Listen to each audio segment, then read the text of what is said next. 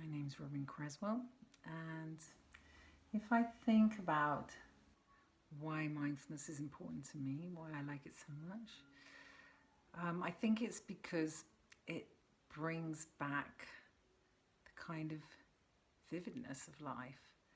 I think when we're caught up in automatic behaviors, we're on autopilot. Life just passes by very fast. We're bombarded with so much information in this day and age that it's really hard to just stop and be present and really appreciate the small things, actually. The touch of something, the light, the sound of something. And mindfulness brings that vividness back into life. It can all start to really appear like a kind of blur of never-ending activity otherwise. So that's one of the things that I find very precious about practicing mindfulness and being mindful. And then another thing is, I think mindfulness really provides freedom from the need for a sort of external stimulus and approval and doing things, and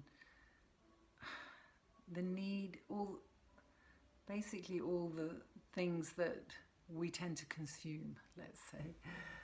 What mindfulness means is that there's a kind of sense of inner peace. There's a reserve there.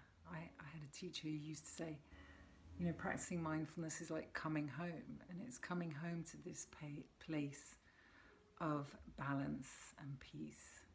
And knowing that it's there provides one with a sort of freedom.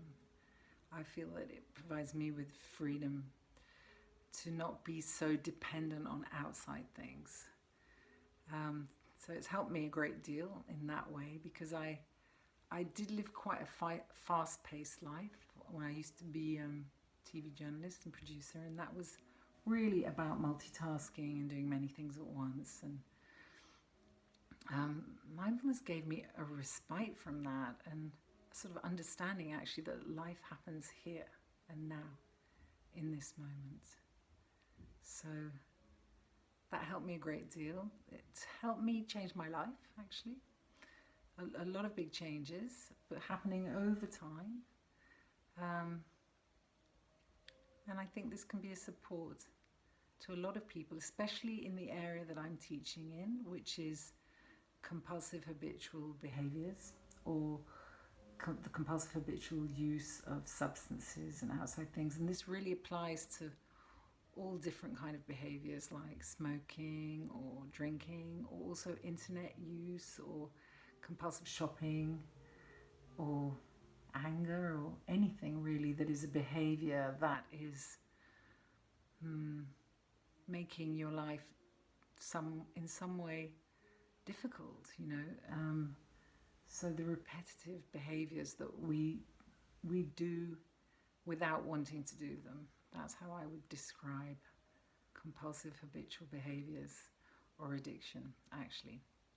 So mindfulness can be really helpful in this, because it offers a solution, because the underpinning mechanisms of compulsive habitual behaviors are, if you like, neurocognitive deregulation of that. Mindfulness offers a way, maps perfectly almost onto those systems, and we can retrain them. So we're really retraining the brain to respond differently. It creates space in some of these processes, spaces in which we can respond differently. So that's the way in which mindfulness can support others in finding their inner strength.